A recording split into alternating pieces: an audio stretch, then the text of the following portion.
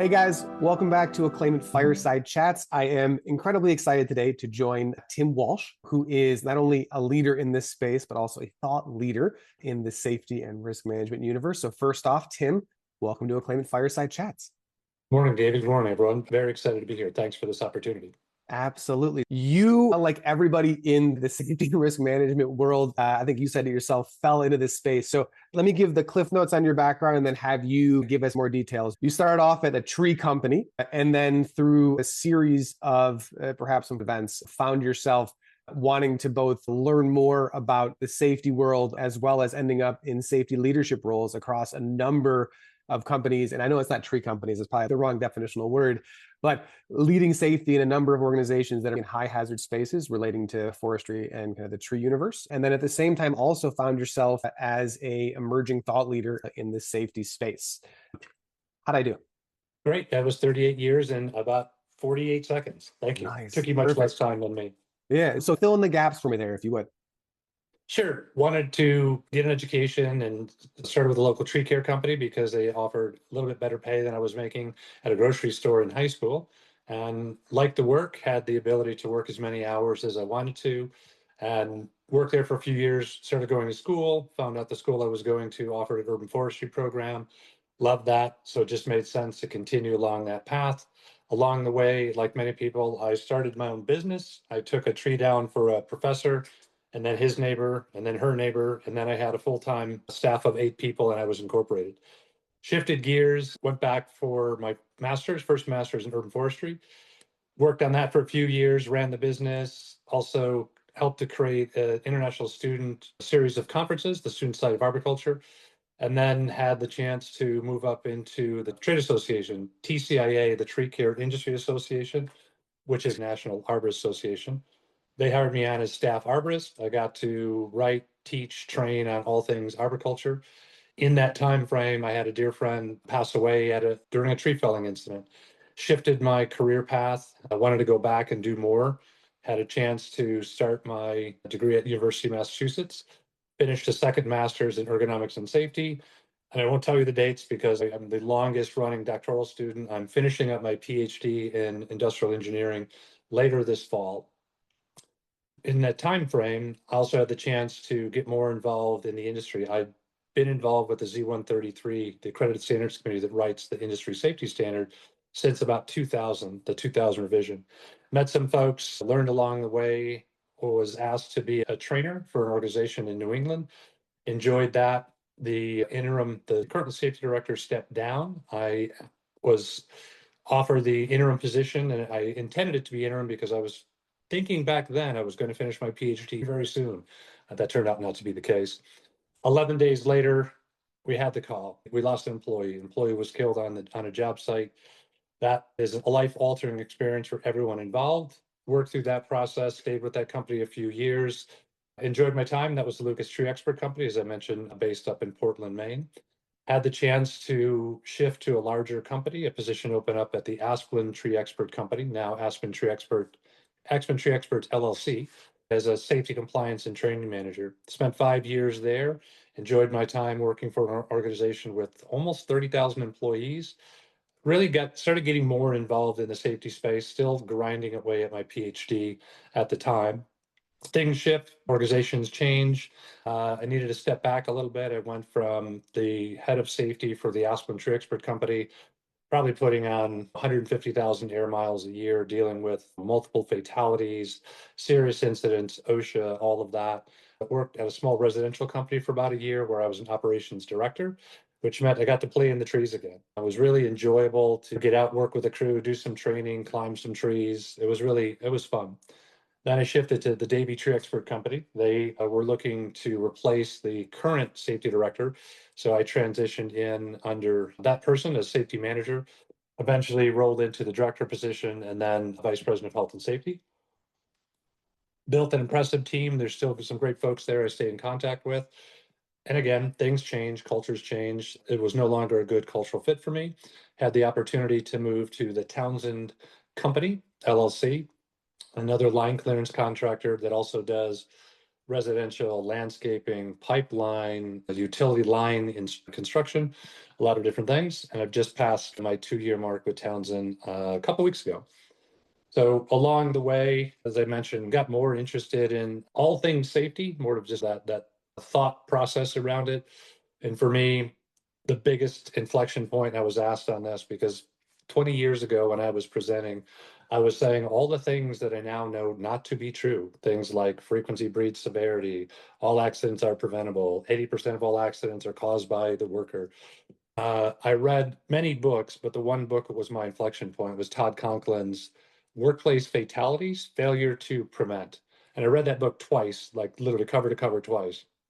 And it started the marble rolling. It didn't drop right away, but I started looking at the way we'd been doing safety, and I thought it didn't make sense. So read some more, had the opportunity to get on a podcast with Todd, did his pre-X investigation podcast from my pickup truck because of travel, got stuck in a parking lot in a pickup, but that's the nature of things. Went to one of Todd's workshops, got involved. There's a couple more webinars and podcasts, and really just started shifting my thinking and recognizing that we needed to change how we think and view safety. Took some opportunities to continue to present on the topic around safety differently. Did some more podcasts, a lot more reading, started increasing my LinkedIn presence and recognizing that there was a lot of similar minded folks on LinkedIn. Although you will still see the battle between safety one and safety two, like there's some competition there, but that's for an after five discussion.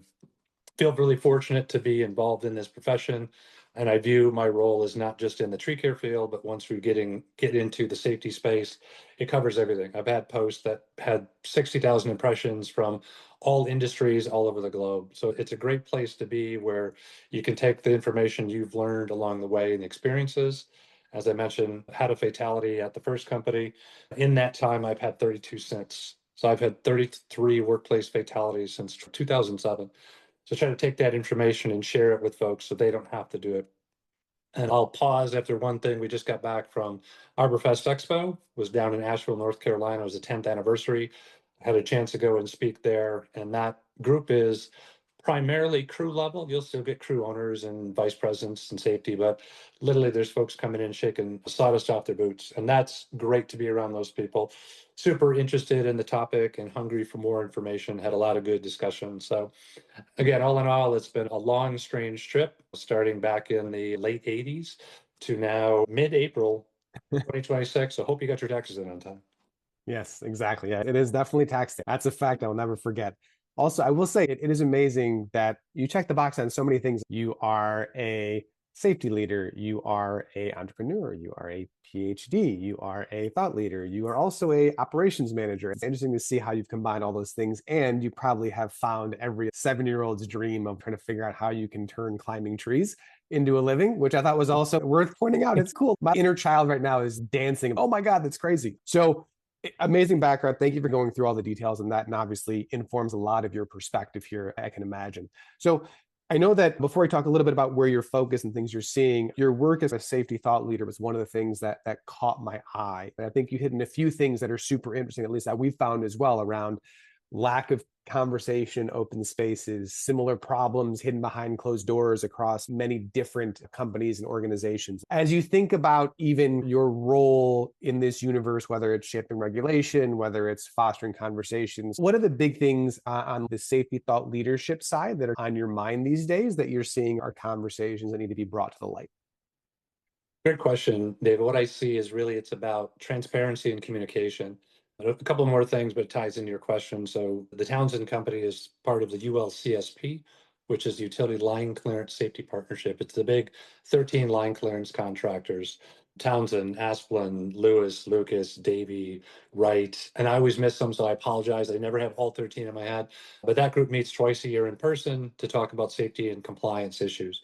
And when we walk in the room, we literally cover our logos because it's not about the company, it's about safety. We're working on a project that it deals working around the high energy wheel and high energy assessments. The group has put together a job briefing based on the high energy concept, but it's targeted specifically to UVM. So the group has finalized something that we've just now shared with the Utility Arborists Association, which I was past president of in their safety committee. And the goal is to put this out, give it out for free so everyone is speaking the same language. And that's a long way of answering your question. One of the struggles, as I mentioned, is transparency and communication. If you look at the injury and fatality data, we tend to see two spikes in terms of experience level, right around 2 years and right around 10 years. And that's not just 2 years in the industry, that's 2 years in a company. So as I mentioned, I'm the only person that can say this next thing without it being a bold-faced lie. I was the head of safety for the Lucas Tree Expert Company, the Aspen Tree Expert Company, the Davy Tree Expert Company, and the Townsend Company LLC. All great organizations, all have great safety programs, but they're all different. So as a worker transitions from one to another, and often that is because of one of my pet peeves, the organization to which they belong, their TRIR, Total Recordable Injury Rate, gets above a certain threshold and the utility kicks them off the property. The new client or the new contractor comes in, they hire all the old employees because most of those folks don't move. They will trim, or sorry, Randy, the joke there. They will prune the same circuit of trees their whole career. They'll wear an Aspen shirt for 3 years, a Davy shirt for 2 years, a Townsend shirt for 3 years. And as you transition from company to company, because policies are different, when you get into those kind of mental muscle memory modes, your brain juggles between, wait, is it this or is that? So we do tend to see a spike in injuries at around the 2 year mark. And they tend to be less serious. And then around that 10-year mark is where they tend to be more severe. Saw a presentation over the weekend at Arborfest where somebody's talking about complacency, and I could go on for days on that. People assume that if you're doing something a long time, you become complacent. That's just a word that I don't think we define very well, but really it's about the exposure. And often the people that have the 10 years and plus experience are the ones that get the hardest jobs.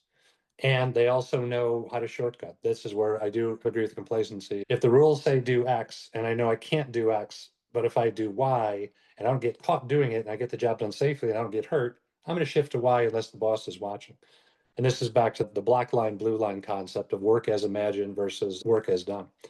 So I really think that as the organizations and the industry matures, we'll see some of that transparency and that better communication. So if we come up with this job briefing concept around these 10 high energy icons that we built, and you go from Asplin to Lewis to Penline to Xylem Kendall, you're going to start from the same basis. Now, there's still procedural differences, but so for me, that's one of the biggest things from the field level.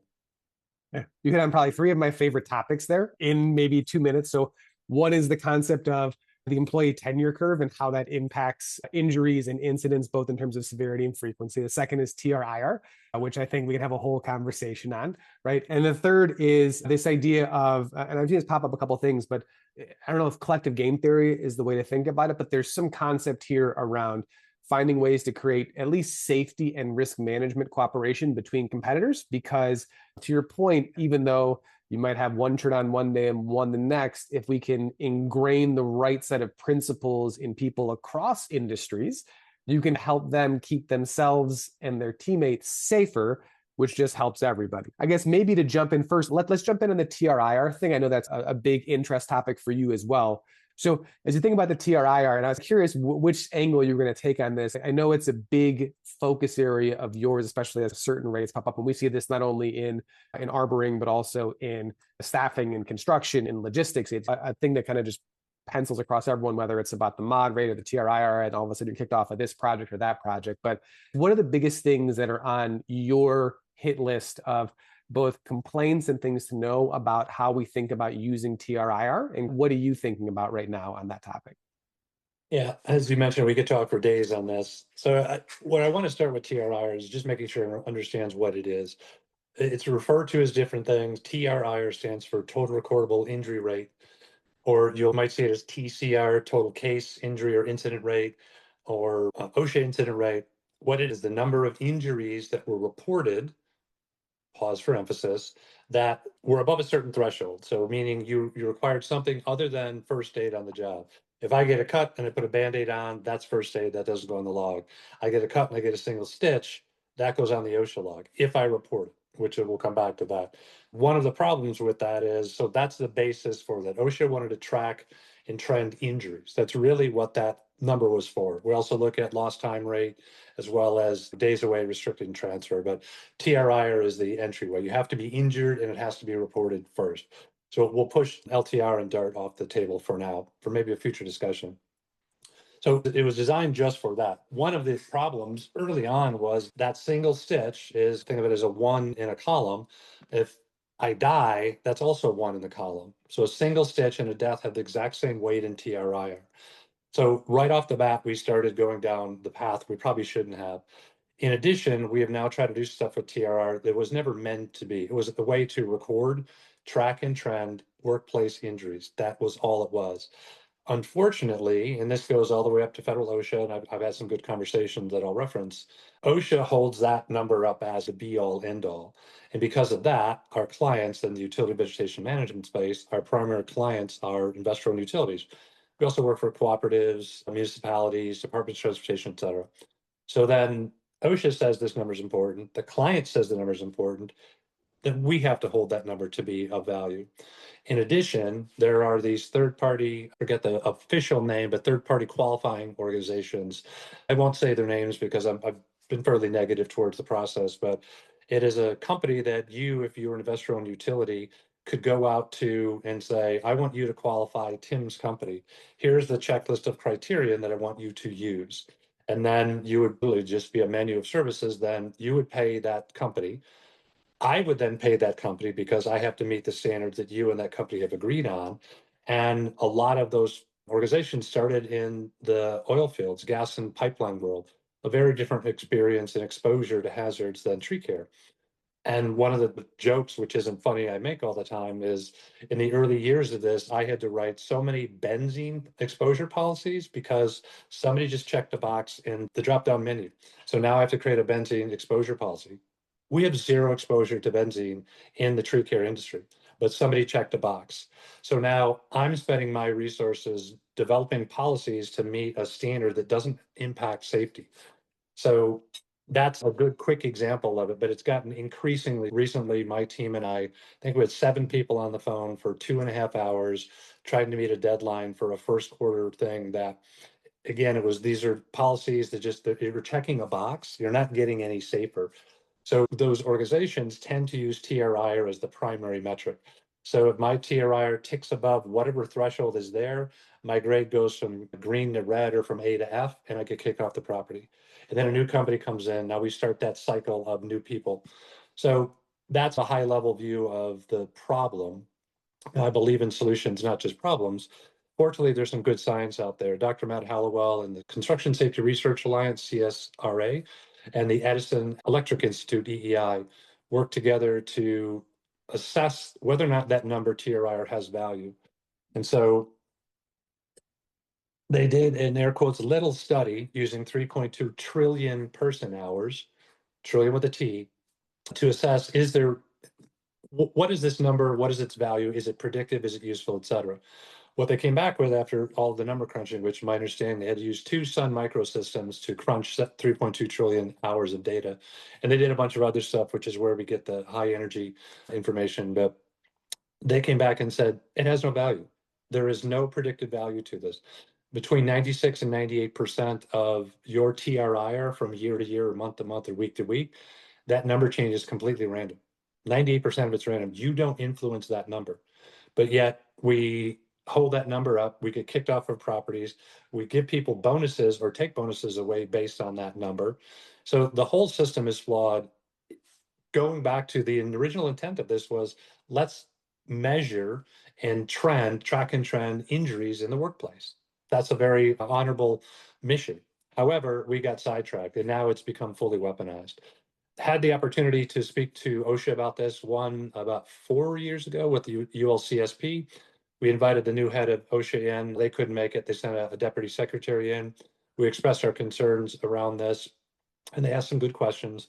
In addition, one of the things that came up specifically in the UVM space is that that number is used for bonuses, not just for our bonuses, but for the investor-owned utility team. They are incentivized based on our TRIR. So there is pressure for that number to stay low.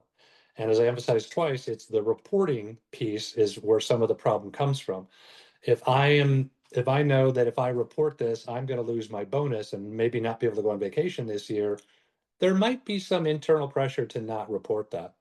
Additionally, if I work on a crew that's been, let's say, 10 years incident, they've not even had a first aid in 10 years, I get that cut that's going to require a stitch. I not only don't get my bonus, my team doesn't get their bonus, our bosses don't, the utility person doesn't get their bonus. And there's the pride of we went 10 years incident free until Tim showed up and he got a stupid stitch. Reality, I'm going to either tape that back up, or if I want to report it, my crew might explain it to me behind the chipper, and we're going to tape it back on, and we're going to go about our merry way. So all of this to say that this is noise, it's safety clutter. We're doing things like spending 5 hours on the phone with 7 people to check a box. Not only did we not get safer that day, my company got less safe because I had so many resources devoted on paperwork. So obviously this is a hot button for me. In some of my LinkedIn posts, you'll see the tag death to TRIR. I don't think that's too harsh. Maybe some do. Additionally, on the OSHA front, was able to participate in the Small Business Association SBA Safety Roundtable with OSHA and MSHA last couple of weeks. And the first call, the new head of OSHA was on. At the end of it, they said, a roundtable. Anyone have any items for discussion? My hand went up. I said, TRIR. And so we only had about a minute and a half. So they allowed me the opportunity to present the next time around, had some really good discussion on this, and a lot of people agreed with that this number we're chasing this number and we're literally killing people along the way. We think and we hope that OSHA heard us on that call, and they would be willing to develop an OSHA advisory committee to look at this. Because as long as OSHA holds that number up, the clients are, the third-party pre-qualification companies are, and we are. If we can remove that, and people misunderstand me, I'm not saying we don't record incidents, but I'm more worried about serious incidents and fatalities, the SIFs. If I'm recording every single stitch and everything with poison ivy, I get that. But if I'm devoting resources to preventing that, I'm not keeping people from falling from trees, getting struck by cars, electrical contacts, all those things. So there's a lot wrapped up in those 4 little letters.